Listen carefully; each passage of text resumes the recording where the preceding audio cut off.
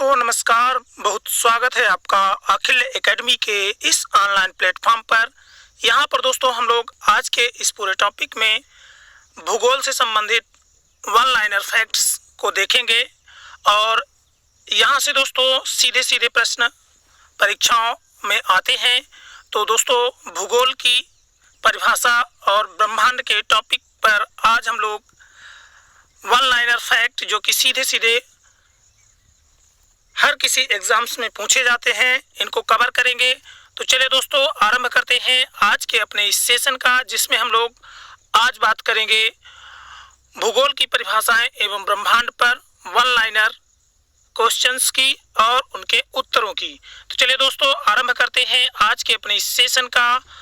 तो दोस्तों यदि आप लोगों को हमारे ये वीडियोज अच्छे लगे हैं तो वीडियो को लाइक करें, चैनल को सब्सक्राइब करें और सेशन को दोस्तों के साथ शेयर अवश्य करें। तो चलिए दोस्तों इसी के साथ शुभारंभ करते हैं आज के अपने इस कक्षा का। तो भूगोल की परिभाषाएं एवं ब्रह्मांड। विश्व में सर्वप्रथम कहाँ के निवासियों ने भूगोल को व्यवस्थित स्वरूप प्रदान किया? तो याद रखना है, क्या रखना है याद, कि विश्व में जो क्या है यूनान के निवासी थे, उन्होंने ही क्या किया है, सबसे पहले भूगोल को व्यवस्थित स्वरूप प्रदान किया है। तो विश्व में सर्वप्रथम यूनान के निवासियों ने भूगोल को व्यवस्थित स्वरूप प्रदान किया। प्राचीन भूगोल का जनक किसे कहा जाता है? प्राचीन भूगोल का जनक किसे कहा जाता है? तो प्राचीन भूगोल का जनक हिकेटियस को कहा जाता है।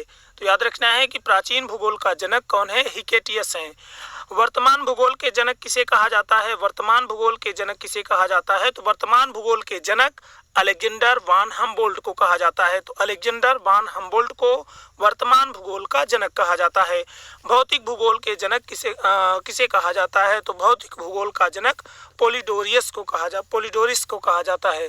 तो भौतिक भूगोल के जनक कौन है? तो पोलिडोरिस क्या है? भौतिक भूगोल के जनक है। तो यहाँ से 2-3 फैक्ट क्लियर हो रहे हैं दोस्तों। क्या हो रहा है? प्राचीन भूगोल का जनक father of ancient geography Hecataeus, और वर्तमान भूगोल के जनक अलेक्जेंडर वान हम्बोल्ट, और भौतिक भूगोल फिजिकल जियोग्राफी के जनक पोलिडोरिस को कहा जाता है। सर्वप्रथम विश्व ग्लोब बनाने का श्रेय किसे प्राप्त है? तो सर्वप्रथम विश्व ग्लोब बनाने का श्रेय मार्टिन बेहम को प्राप्त है। तो सर्वप्रथम विश्व ग्लोब बनाने का श्रेय किनको प्राप्त है? तो मार्टिन बेहम को सर्वप्रथम विश्व ग्लोब बनाने का श्रेय प्राप्त है। विश्व में सर्वप्रथम भौगोलिक ज्ञान का विकास कहाँ हुआ? तो विश्व में सबसे पहले जो भौगोलिक ज्ञान था उसका विकास कहाँ हुआ?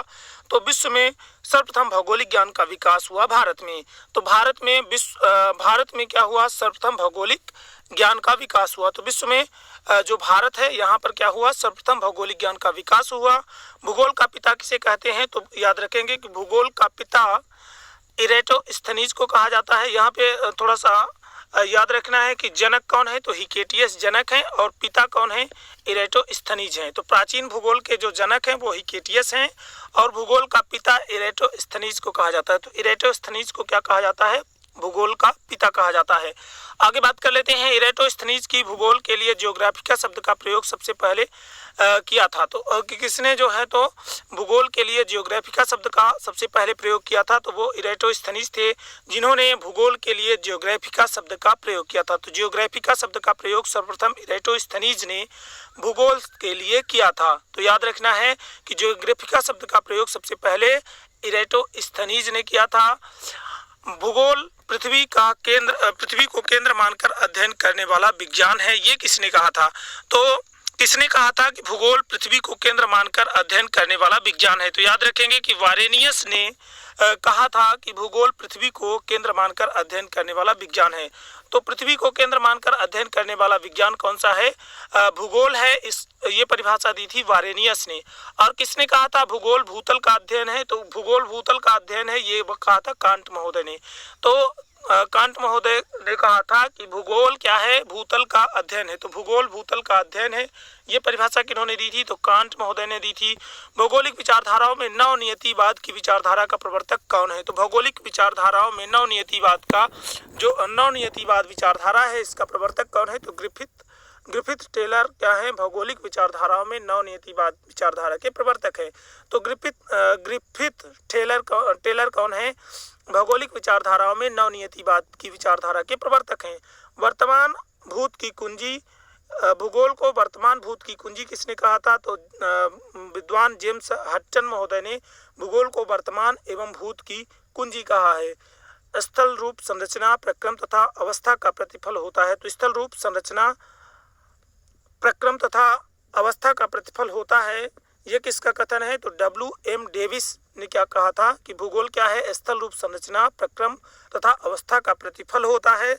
और इसको ये कथन जो है वो W.M. डेविस का कथन है। आगे बात कर लेते हैं किसका कथन है कि यदि इतिहास कब का वैज्ञानिक अध्ययन प्रस्तुत करता है? तो भूगोल कहाँ का वैज्ञानिक एवं तार्किक अध्ययन है। तो भूगोल यदि इतिहास क्या है, कब का वैज्ञानिक अध्ययन प्रस्तुत करता है, तो भूगोल क्या है, कहाँ का वैज्ञानिक एवं तार्किक अध्ययन है।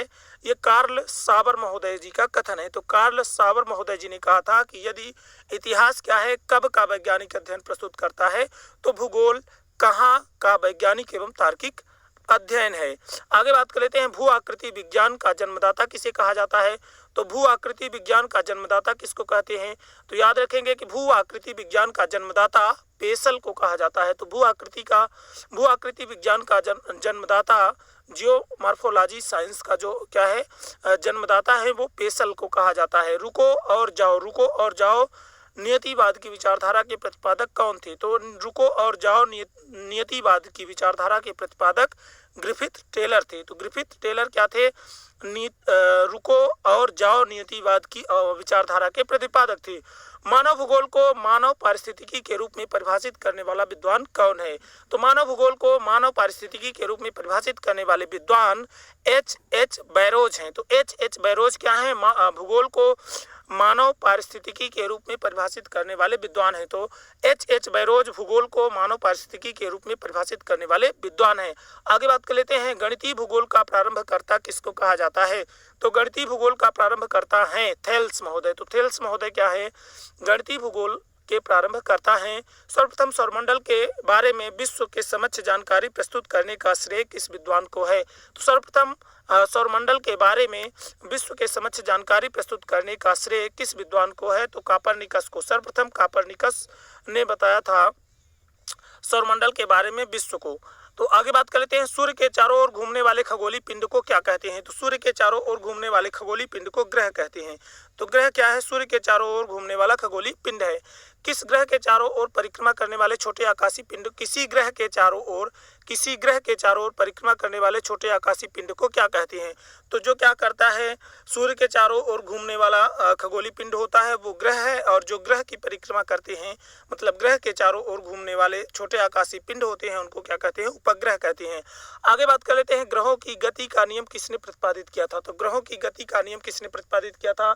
तो ग्रहों की गति का नियम प्रतिपादित किया था केपलर ने। तो ग्रहों की गति का नियम को किसने प्रतिपादित किया? तो केपलर महोदय ने ग्रहों की गति के संबंधित नियम को प्रतिपादित किया था। सौरमंडल में कुल कितने ग्रह हैं? तो सौरमंडल में कुल कितने ग्रह हैं? तो सौरमंडल में कुल 8 ग्रह हैं। अंतरिक्ष में कुल कितने तारामंडल हैं? तो अंतरिक्ष में कुल कितने तारामंडल हैं? तो 89 हैं। अंतरिक्ष में कुल कितने तारामंडल हैं? 89 तारामंडल हैं। सौरमंडल का जन्मदाता किसे कहा जाता है? सौरमंडल का जन्मदाता किसे कहा जाता है? तो सौरमंडल का जो जन्मदाता है वो सूर्य है, सन है। तो सन को, सूर्य को क्या कहा जाता है? सौरमंडल का जन्मदाता कहा जाता है। सौरमंडल की खोज किसने की थी? तो याद रखेंगे सौरमंडल की खोज कापरनिकस ने की थी। 1539-40 ईस्वी में इन्होंने सौरमंडल की खोज की थी, और ये पोलैंड देश के निवासी हैं। आगे बात कर लेते हैं ब्रह्मांड में विस्फोटी तारा क्या कहलाता है? तो ब्रह्मांड में विस्फोटी तारा क्या कहलाता है? तो ब्रह्मांड में जो विस्फोटी तारा है उसको अभिनव तारा कहते हैं।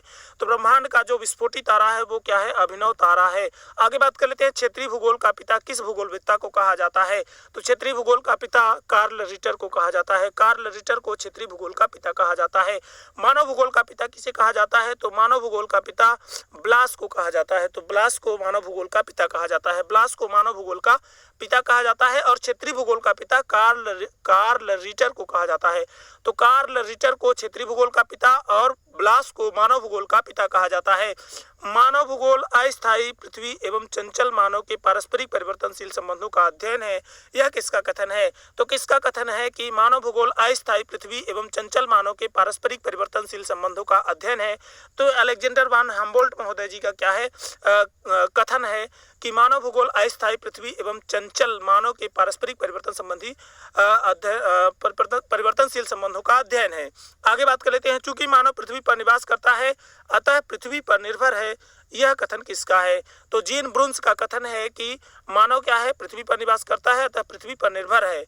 ये जो कथन है ये जीन ब्रुन्स का है। आगे बात कर लेते हैं, हमारी आकाशगंगा की आकृति कैसी है? तो हमारी आकाशगंगा की आकृति जो है वो स्पाइरल है, सर्पिलाकार है। तो याद रखेंगे कि जो हमारी आकाशगंगा है उसकी जो आकृति है वो स्पाइरल है, सर्पिलाकार है। आगे बात कर लेते हैं, पृथ्वी के ऊपर फैले असीम आकाश को क्या कहते हैं? तो पृथ्वी के ऊपर फैले असीम आकाश को अंतरिक्ष या ब्रह्मांड कहते हैं। यूनिवर्स या स्पेस जो है किसको कहते हैं? तो जो हमारे पृथ्वी के ऊपर असीम आकाश है उसी को ब्रह्मांड या अंतरिक्ष कहते हैं। आगे बात कर लेते हैं, सौरमंडल का अत्यधिक तीव्र ग्रह कौन है? तो सौरमंडल का जो सबसे क्या है तीव्र ग्रह है वो कौन सा है? तो यहाँ पे याद रखेंगे कि सर्वाधिक तीव्र ग्रह कौन सा है? तो ये है बुध ग्रह। आगे बात कर लेते हैं, सर्वाधिक गर्म ग्रह कौन सा है? तो सौरमंडल का सर्वाधिक गर्म ग्रह कौन सा है? तो शुक्र। शुक्र क्या है? सौरमंडल का सबसे गर्म ग्रह है। सौरमंडल का सबसे छोटा उपग्रह कौन सा है? तो याद रखेंगे कि डीमोस। डीमोस क्या है? सौरमंडल का सबसे छोटा उपग्रह है। तो डीमोस सौरमंडल का सबसे छोटा उपग्रह है। सौरमंडल का सबसे कम घनत्व वाला ग्रह कौन सा है? सौरमंडल में सर्वाधिक जो कम घनत्व वाला ग्रह है वो कौन सा है? शनि है। सौरमंडल का सबसे छोटा ग्रह कौन सा है? तो सौरमंडल का सबसे छोटा ग्रह बुध है। सबसे छोटा ग्रह बुध है। सबसे छोटा और निकट ग्रह कौन सा है? बुध है। याद रखेंगे सौरमंडल का सबसे छोटा और निकट ग्रह बुध है। सूर्य के संगठन में सहायक गैस कौन सी है? तो सूर्य के संगठन में जो सहायक गैस है वो हाइड्रोजन और हीलियम है। तो याद रखेंगे कि हाइड्रोजन 71% और हीलियम क्या है 26.5% इसका क्या है रेशियो है सूर्य के संगठन में। और बाकी कुछ अन्य जो पदार्थ हैं उनका जो है तो रेशियो होता है संगठन में इसके सूर्य के। तो इस तरह से याद रखेंगे कि सूर्य के संगठन में जो सहायक गैसें हैं उनमें हाइड्रोजन और हीलियम है। आगे बात कर लेते हैं, सूर्य के मध्य भाग को क्या कहा जाता है? सूर्य के मध्य भाग को क्या कहा जाता है? तो सूर्य के मध्य भाग को प्रकाश मंडल कहा जाता है। तो सूर्य के मध्य भाग को क्या कहते हैं? प्रकाश मंडल कहते हैं, फोटोस्फीयर कहते हैं। आगे बात कर लेते हैं, सूर्य के ऊपर वाले भाग को क्या कहा जाता है? तो वर्णमंडल क्रोमोस्फीयर कहते हैं। तो क्रोमोस्फीयर, क्रोमा मतलब कलर और स्फीयर माने मंडल। तो जो क्या है सूर्य के ऊपर का जो भाग है वो क्या कहलाता है? वर्णमंडल कहलाता है। सूर्य सदैव पूर्व में निकलता है क्योंकि पृथ्वी पश्चिम से पूर्व की ओर घूमती है। तो सूर्य सदैव पूर्व में ही क्यों निकलता है? क्योंकि पृथ्वी क्या है पश्चिम से पूर्व की ओर घूमती है। तो पृथ्वी का जो घूर्णन है वो क्या है पश्चिम से पूर्व की ओर है। इस कारण से सूर्य सदैव क्या होता है पूर्व में निकलता है। आगे बात कर लेते हैं, पृथ्वी एक ग्रह की अपने कक्ष, यहाँ पे थोड़ा सा देखेंगे, एक ग्रह की अपने कक्ष में सूर्य से अधिकतम दूरी को क्या कहा जाता है? तो यहाँ पे याद रखेंगे कि एक ग्रह की अपने कक्ष में सूर्य से अधिकतम दूरी को अपसौर कहा जाता है। तो जो अधिकतम दूरी होती है वो अपसौर है और जो क्या है न्यूनतम दूरी होती है वो उपसौर है। तो एक ग्रह की अपने कक्ष से सूर्य के अधिकतम दूरी को कहा जाता है अपसौर और एक ग्रह की अपने कक्ष से सूर्य से न्यूनतम जो दूरी होती है उसको उपसौर कहा जाता है। तो इस तरह से अपसौर और उपसौर याद रखेंगे। अप मतलब अधिकतम दूरी और उप मतलब न्यूनतम दूरी। तो याद रखेंगे कि एक ग्रह की अपने अक्ष में सूर्य से अधिकतम दूरी को अपसौर कहते हैं और एक ग्रह की अपने सूर्य से न्यूनतम दूरी, अपने कक्ष में सूर्य से न्यूनतम दूरी जो है वो उपसौर कहलाती है। तो इस तरह से अपसौर और उपसौर का कॉन्सेप्ट हो गया। आगे बात कर लेते हैं, सूर्य के धरातल का तापमान लगभग कितना है? तो सूर्य के धरातल का जो तापमान है वो लगभग 6000 डिग्री सेल्सियस है। तो सूर्य के धरातल का तापमान लगभग 6000 डिग्री सेल्सियस है। मध्य रात्रि का सूर्य का अर्थ क्या है? तो सूर्य का ध्रुवीय वृत्त में देर तक चमकना क्या कहलाता है? मध्य रात्रि का सूर्य कहलाता है। तो सूर्य का जो ध्रुवीय वृत्त होता है वहां पर जब सूर्य देर तक चमकता है तो उसको क्या कहते हैं? उसको मध्य रात्रि के सूर्य कहा जाता है। मध्य रात्रि का सूर्य किस देश में दिखाई देता है? तो आर्कटिक क्षेत्र में दिखाई देता है मध्य रात्रि का सूर्य। सूर्य में काला धब्बा क्या है? तो वैसे स्थान जो प्रकाश उत्सर्जित करने में असमर्थ होते हैं वो सूर्य में क्या होते हैं? काले धब्बे के रूप में होते हैं। तो सूर्य में काला धब्बा क्या है? तो वैसे स्थान जो प्रकाश उत्सर्जित करने में असमर्थ होते हैं वो सूर्य में क्या होते हैं? काले धब्बे के रूप में होते हैं। सूर्य के सबसे दूर स्थित ग्रह कौन सा है? तो सूर्य के सबसे दूर कौन सा ग्रह है? तो वरुण ग्रह क्या है? सबसे दूर है। सूर्य धरती पर पहुंचने में कितना मिनट लेता है? तो सूर्य का प्रकाश जो है वो धरती में पहुंचने में 8 minute 20 second 8.2 minute 8.3 minute 8 minute 20 second का लगभग इसमें समय लग जाता है। आगे बात कर लेते हैं, कौन सा ग्रह सूर्य के सबसे निकट है? तो कौन सा ग्रह क्या है सूर्य के सबसे निकट है? तो बुध ग्रह सबसे निकट है। बुध सूर्य का एक चक्कर लगाने में कितना समय लेता है? तो बुध ग्रह जो है जो वो सूर्य का चक्कर एक चक्कर लगाने में कितना समय लेता है? तो सूर्य का चक्कर लगाने में बुध ग्रह को 88 दिन लगते हैं। आगे बात कर लेते हैं, कौन सा ग्रह सूर्य का चक्कर लगाने में सबसे कम समय लेता है? तो सूर्य का चक्कर लगाने में सबसे कम समय बुध ग्रह लेता है। आगे बात कर लेते हैं, सबसे तीव्र गति से सूर्य का चक्कर लगाने वाला ग्रह कौन सा है? तो बुध है। और किस ग्रह का अच्छी झुकाव सबसे अधिक है? तो किस ग्रह का जो अच्छी झुकाव है, एक्सियल क्या है झुकाव है, वो क्या है सबसे अधिक है? तो वो अरुण ग्रह का जो अच्छी झुकाव है वो सबसे ज्यादा है। आगे बात कर लेते हैं, चंद्रमा के सदृश दिखाई देने वाले ग्रह की। तो चंद्रमा के सदृश दिखाई देने वाला ग्रह कौन सा है? तो वो बुध है, चंद्रमा के समान दिखाई देता है। सौरमंडल का कौन सा ग्रह लगभग पृथ्वी जितना बड़ा है? तो सौरमंडल का कौन सा ग्रह लगभग पृथ्वी जितना बड़ा है? तो ये शुक्र है। तो सौरमंडल का शुक्र ग्रह क्या है? लगभग पृथ्वी के जितना बड़ा है। आगे बात कर लेते हैं, किस ग्रह को पृथ्वी की बहन कहा जाता है? तो पृथ्वी की बहन कहा जाता है शुक्र को। आगे बात कर लेते हैं, किस ग्रह को शाम का तारा कहा जाता है? तो शाम का तारा कहा जाता है शुक्र को। कौन सबसे चमकदार ग्रह है? तो सबसे चमकदार ग्रह भी क्या है? शुक्र है। तो याद रखेंगे, पृथ्वी की बहन शुक्र को, शाम का तारा शुक्र को, और सबसे चमकदार ग्रह भी क्या है? शुक्र है। यूरोपवासी किस ग्रह की पूजा देवी के रूप में करते थे? तो यूरोपवासी शुक्र ग्रह की पूजा देवी के रूप में करते थे। पृथ्वी से निकटतम दूरी पर स्थित ग्रह कौन सा है? तो पृथ्वी से निकटतम दूरी पर स्थित जो ग्रह है वो शुक्र ग्रह है। और किस ग्रह को सुबह का तारा कहा जाता है? तो सुबह और शाम दोनों का तारा क्या है? शुक्र ग्रह है। आगे बात कर लेते हैं, पृथ्वी की गोलाकार बताने वाले प्रथम विद्वान कौन था? पृथ्वी को गोलाकार स्फेरिकल शेप्ड, पृथ्वी की जो शेप है उसको स्फेरिकल या गोलाकार बताने वाला जो विद्वान है वो कौन है? पाइथागोरस है। आगे बात कर लेते हैं, पृथ्वी की परिधि कितनी है? तो पृथ्वी की परिधि 40,075 किलोमीटर है। तो 40,075 किलोमीटर पृथ्वी की परिधि है। भूमध्य रेखा पर पृथ्वी का व्यास कितना है? तो 12,756। याद रखेंगे, 12,756 क्या है? भूमध्य रेखा पर पृथ्वी का व्यास है। सर्वप्रथम पृथ्वी की त्रिज्या मापने वाला विद्वान कौन था? तो सर्वप्रथम पृथ्वी की त्रिज्या मापने वाला विद्वान इरेटोस्थनीज है था। तो सर्वप्रथम पृथ्वी की त्रिज्या मापने वाला विद्वान कौन था? तो इरेटोस्थनीज क्या था? सर्वप्रथम पृथ्वी की त्रिज्या मापने वाला क्या था? विद्वान था। आगे बात कर लेते हैं, पृथ्वी को उसके काल्पनिक अक्ष पर घूमने को क्या कहते हैं? तो पृथ्वी के उसके काल्पनिक अक्ष पर घूमने को घूर्णन कहते हैं। किसने पहली बार कहा था कि पृथ्वी गोल है? तो अरस्तु ने बताया था कि सबसे पहले बताया था कि पृथ्वी क्या है? गोल है। पृथ्वी के अतिरिक्त किस ग्रह पर वायुमंडल पाया जाता है? तो वायुमंडल क्या है? पृथ्वी के अतिरिक्त मंगल ग्रह पर वायुमंडल पाया जाता है। लाल रंग का दिखाई देने वाला ग्रह कौन सा है? तो मंगल है। पृथ्वी के अतिरिक्त किस ग्रह पर मानव उपस्थिति की संभावना है? तो मंगल ग्रह पर मानव उपस्थिति की संभावना है। निक्स ओलंपिया पर्वत किस ग्रह पर है? तो याद रखेंगे कि निक्स ओलंपिया कोलंबस जो पर्वत है वो क्या है? मंगल ग्रह पर है। प्रथम बार मंगल ग्रह पर उतरने वाला अंतरिक्ष यान पाथफाइंडर था। तो याद रखेंगे कि प्रथम बार मंगल ग्रह पर उतरने वाला जो अंतरिक्ष यान था वो पाथफाइंडर था। बृहस्पति ग्रह पर लाल धब्बे किसके संकेत हैं? तो अशांत बादल के संकेत हैं। बृहस्पति ग्रह के जो लाल धब्बे हैं वो अशांत बादल के संकेत हैं। सौरमंडल में सबसे बड़ा ग्रह क्या है? सबसे बड़ा ग्रह कौन सा है? सौरमंडल का सबसे बड़ा ग्रह जो है ये क्या है? बृहस्पति है। तो सौरमंडल का सबसे बड़ा ग्रह क्या है? बृहस्पति है। तो इस तरह से याद रखेंगे, किस ग्रह के चारों ओर वलय हैं? तो शनि ग्रह के चारों ओर वलय हैं। शनि के कितने उपग्रह हैं? तो यहाँ पे बदल गया है, इसके 83 उपग्रह हैं। याद रखेंगे, शनि ग्रह के चारों ओर पाए जाने वाले वलयों की संख्या कितनी है? तो 7 वलय पाए जाते हैं शनि ग्रह के चारों ओर।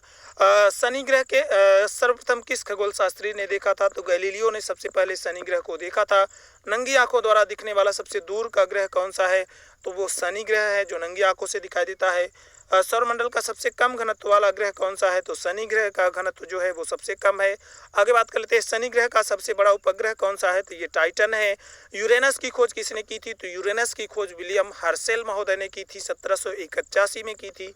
इस तरह से याद रखेंगे, 1781 में क्या किया था? यूरेनस की खोज विलियम हर्शेल ने की थी। कौन सा ग्रह सर्वाधिक गैसों से घिरा हुआ है? तो कौन सा ग्रह सर्वाधिक गैसों से घिरा हुआ है? तो ये शनि ग्रह सबसे ज्यादा गैसों से घिरा हुआ है। आगे बात कर लेते हैं, यूरेनस के चारों ओर एक चक्कर लगाने में कितने वर्षों का समय लगता है? तो यूरेनस को सूर्य के चारों ओर एक चक्कर लगाने में 84 वर्ष का टाइम लगता है। तो यूरेनस जो है वो 84 साल में सूर्य का एक चक्कर लगाता है। सौरमंडल का सबसे छोटा उपग्रह कौन सा है? तो याद रखेंगे कि सौरमंडल का सबसे छोटा उपग्रह डीमोस है। तो डीमोस क्या है? सौरमंडल का सबसे छोटा उपग्रह है। आगे बात कर लेते हैं, सूर्य के इर्द गिर्द परिक्रमा करने कौन ग्रह सबसे अधिक समय लेता है? सूर्य की परिक्रमा करने में सबसे ज़्यादा समय वरुण ग्रह को लगता है। पश्चिम की ओर भ्रमण करने वाला ग्रह कौन सा है? तो अरुण ग्रह क्या है? पश्चिम की ओर भ्रमण करने वाला ग्रह है। कौन सा ग्रह लेटा हुआ ग्रह के नाम उपनाम से जाना जाता है? तो अरुण ग्रह को लेटे हुए ग्रह के उपनाम से जानते हैं। आगे बात कर लेते हैं, अन्य ग्रहों की अपेक्षा विपरीत दिशा में घूमने वाला ग्रह कौन सा है? तो यूरेनस क्या है? अन्य ग्रहों में विपरीत दिशा में घूमने वाला ग्रह है।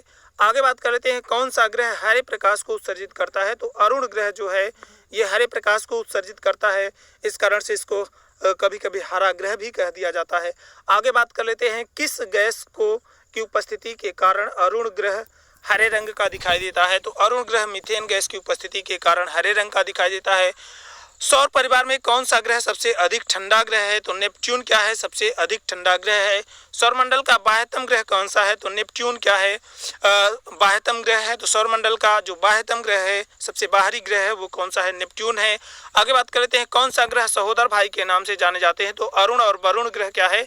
सहोदर भाई के नाम से जाने जाते हैं। यम अथवा कुबेर प्लूटो की खोज सन 1930 में किस खगोलज्ञ के द्वारा की गई थी?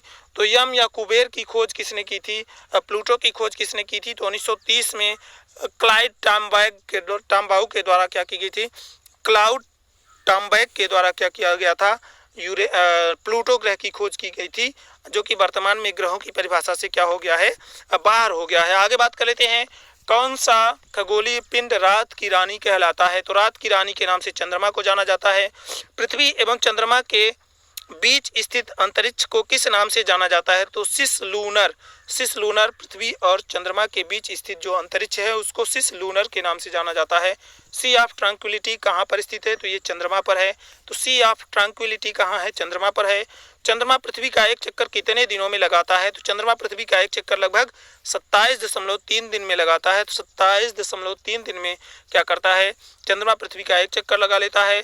चंद्रमा से पृथ्वी तक प्रकाश को पहुंचने में कितना समय लगता है? तो 1.25 सेकंड, 1.25 सेकंड का टाइम क्या करता है? चंद्रमा से पृथ्वी तक पहुंचने में प्रकाश को लगता है। तो प्रकाश को चंद्रमा से पृथ्वी तक पहुंचने में लगभग 1.25 सेकंड का टाइम लगता है, 1.25 सेकंड का टाइम लगता है। किस आकाशीय पिंड को पृथ्वी पुत्र कहा जाता है? तो पृथ्वी पुत्र चंद्रमा को कहा जाता है। हैली धूमकेतु का आवर्तकाल कितने वर्ष का होता है? तो हैली धूमकेतु का जो आवर्तकाल है वो 76 वर्ष का होता है। हैली धूमकेतु का जो क्या है आवर्तकाल है वो क्या है? 76 वर्ष का है।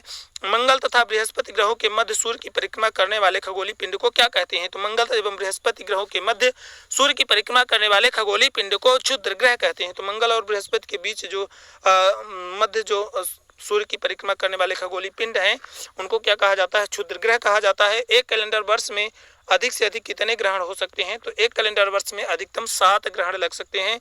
किस दिन डायमंड रिंग की घटना होती है? तो सूर्य ग्रहण के समय डायमंड रिंग की घटना होती है। सूर्य ग्रहण के समय डायमंड रिंग की घटना होती है जब पृथ्वी और सूर्य के मध्य चंद्रमा आ जाता है। जब पृथ्वी और सूर्य के मध्य चंद्रमा आ जाता है तो क्या लगता है? तो कौन सा ग्रहण लगता है? तो सूर्य ग्रहण लगता है। जब पृथ्वी और सूर्य के बीच में चंद्रमा आता है तो क्या हो जाता है? सूर्य ग्रहण लगता है। सूर्य ग्रहण के समय सूर्य का कौन सा भाग दिखाई देता है? तो सूर्य ग्रहण के समय कोरोना या किरीटी भाग क्या होता है? दिखाई देता है।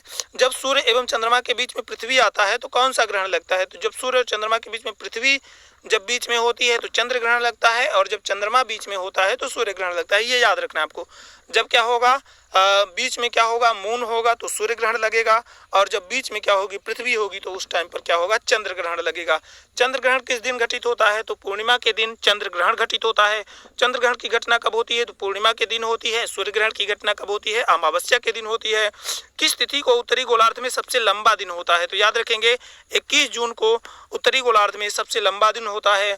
और किस तिथि को उत्तरी गोलार्ध में सबसे छोटा दिन होता है? तो उत्तरी गोलार्ध में सबसे लंबा दिन 21 जून, और उत्तरी गोलार्ध में सबसे छोटा दिन जो होता है वो 22 दिसंबर को होता है। तो याद रखेंगे 22 दिसंबर को उत्तरी गोलार्ध में सबसे छोटा दिन होता है। आगे बात कर लेते हैं, संयुक्त राज्य अमेरिका ने किस ग्रह की खोज के लिए गैलीलियो नामक अंतरिक्ष यान को भेजा था? तो गैलीलियो नामक अंतरिक्ष यान बृहस्पति ग्रह की खोज के लिए अमेरिका के द्वारा भेजा गया था। मैगलन अभियान किस ग्रह से संबंधित है? तो मैगलन जो अभियान है ये बृहस्पति ग्रह से संबंधित है। और आगे बात कर लेते हैं सुमेकर लेवी 9 धूमकेतु किस ग्रह से टकराया था? तो सुमेकर लेवी जो 9 धूमकेतु था ये बृहस्पति ग्रह से टकराया था। नॉर्वे में अर्धरात्रि के समय सूर्य कब दिखाई देता है? तो 21 जून को नॉर्वे में अर्धरात्रि के टाइम पर सूर्य दिखाई देता है। किनके बीच की औसत दूरी को खगोलीय एकक कहा जाता है? तो पृथ्वी एवं सूर्य के बीच की जो औसत क्या है दूरी है उसको क्या कहा जाता है? खगोलीय एकक कहा जाता है। तो खगोलीय एकक यदि आपसे पूछा जाए तो आप लिखेंगे कि पृथ्वी तथा सूर्य के बीच की औसत दूरी को खगोलीय एकक कहा जाता है। सूर्य के रासायनिक मिश्रण में हाइड्रोजन का कितने प्रतिशत है? तो हाइड्रोजन 71% है। सूर्य के रासायनिक मिश्रण में हाइड्रोजन क्या है? 71% है। सुपरनोवा क्या है? तो सुपरनोवा एक विस्फोटी तारा है। उत्तरी ध्रुव की खोज किसने की थी? तो रॉबर्ट पियरी ने की थी, 1909 में की थी। याद रखेंगे 1909 में उत्तरी ध्रुव की खोज रॉबर्ट पियरी महोदय के द्वारा की गई थी। आगे बात कर लेते हैं दक्षिणी ध्रुव की खोज किसने की थी? तो अमंडसेन ने 1911 में क्या किया था? 1911 में इन्होंने अमंडसेन ने दक्षिणी ध्रुव की खोज की थी, मतलब दक्षिणी ध्रुव पहुंचे थे। दिन व रात होने का क्या कारण है? तो पृथ्वी को अपने अक्ष पर घूर्णन के कारण दिन और रात होती है। तो पृथ्वी अपने अक्ष पर घूमती है, इस कारण से दिन और रात होता है। पृथ्वी का अपने अक्ष पर घूर्णन के कारण दिन और रात होता है। पृथ्वी अपनी धुरी पर घूमती है 23 घंटे 56 मिनट 4 सेकंड में। तो याद रखेंगे 23 घंटे 56 मिनट 4 सेकंड, लगभग 23 घंटे 56 मिनट 4 सेकंड में पृथ्वी क्या कर लेती है? अपनी धुरी पर घूमती है। भूकक्ष तल पर भू अक्ष का झुकाव होता है 66 से ही 1/2। तो याद रखेंगे 66.5 डिग्री झुकाव पृथ्वी का भूतल पर अक्ष झुकाव होता है। तो भूतल पर अच्छी झुकाव जो है वो 66.5 डिग्री है। आगे बात कर लेते हैं 21 जून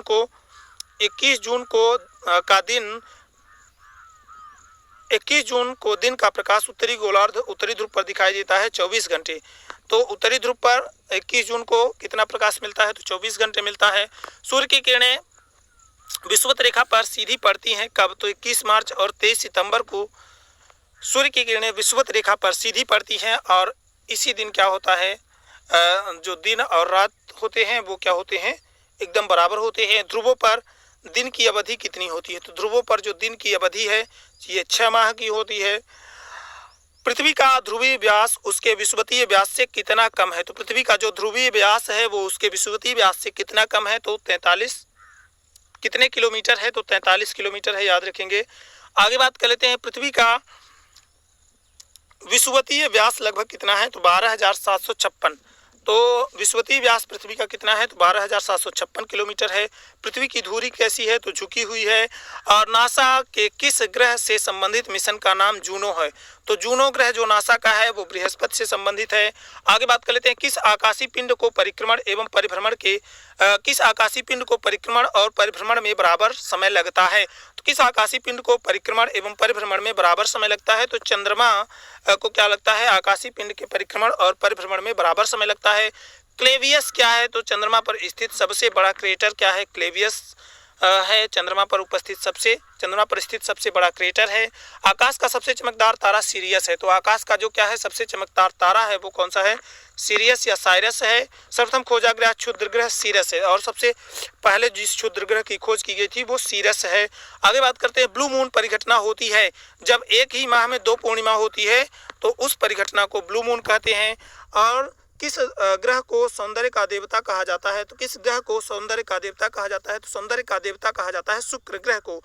पृथ्वी का परिक्रमण वेग कितना है? तो 29.8 किलोमीटर क्या है पृथ्वी का परिक्रमण वेग है। पृथ्वी अपने अक्ष पर घूमती है पश्चिम से पूर्व की ओर। कौन नीला ग्रह के नाम से जाना जाता है? तो पृथ्वी नीले ग्रह के नाम से जानी जाती है। सूर्य और पृथ्वी के मध्य अधिकतम दूरी कब होती है? तो 4 जुलाई को सूर्य से पृथ्वी के बीच अधिकतम दूरी होती है 4 जुलाई को। और सूर्य और पृथ्वी के मध्य जो न्यूनतम दूरी होती है वो 3 जनवरी को होती है। तो सूर्य और पृथ्वी के मध्य जो न्यूनतम दूरी होती है मतलब उपसौर की घटना 3 जनवरी को और अपसौर की घटना क्या होती है? 4 जुलाई को होती है। आगे बात कर लेते हैं पृथ्वी सूर्य के इर्द गिर्द परिक्रमा करती है 365 दिन 6 घंटे में। आगे बात कर लेते हैं आगे बात कर लेते हैं पृथ्वी का प्राकृतिक उपग्रह कौन सा है। तो पृथ्वी का जो प्राकृतिक उपग्रह है वो चंद्रमा है। आगे बात कर लेते हैं सूर्य से पृथ्वी की दूरी कितनी है। तो 149 मिलियन किलोमीटर। तो सूर्य से पृथ्वी की जो दूरी है वो 149 मिलियन किलोमीटर है। आगे बात कर लेते हैं पृथ्वी पर दिन रात की अवधि समान होती है भूमध्य रेखा पर। तो पृथ्वी पर जो भूमध्य रेखा है वहां पर दिन और रात की अवधि क्या होती है, समान होती है, एक बराबर होती है। आगे बात कर लेते हैं दक्षिणी गोलार्ध में सबसे लंबा दिन कब होता है। तो दक्षिणी गोलार्ध में सबसे लंबा दिन 22 दिसंबर को होगा और दक्षिणी गोलार्ध में सबसे छोटा दिन क्या होगा, 21 जून को होगा। आगे बात कर लेते हैं पृथ्वी की उपग्रहों की संख्या। पृथ्वी के उपग्रहों की संख्या कितनी है। तो पृथ्वी के उपग्रहों की संख्या कितनी है। तो एक है पृथ्वी का एकमात्र उपग्रह जो कि चंद्रमा है। आगे बात कर लेते हैं पृथ्वी के सबसे निकटतम खगोलीय पिंड कौन सा है। तो वो चंद्रमा है। कौन सा तारा पृथ्वी के सर्वाधिक नजदीक है। तो पृथ्वी के सर्वाधिक नजदीक का जो तारा है वो सूर्य है। यह किसने सर्वप्रथम प्रतिपादित किया कि सूर्य हमारे सौरमंडल का केंद्र है और पृथ्वी उसकी परिक्रमा करती है। तो कोपरनिकस ने बताया, सबसे पहले बताया कि सूर्य क्या है, सौरमंडल के केंद्र में है और पृथ्वी क्या करती है, उसकी क्या करती है, परिक्रमा करती है। मतलब सन सेंट्रिक जो थ्योरी थी वो कोपरनिकस महोदय ने दी थी और अर्थ सेंट्रिक थ्योरी जो थी उसको अरस्तु ने दिया था। तो इस तरह से याद रखेंगे। तो इस तरह से दोस्तों आज का हमारा ये टॉपिक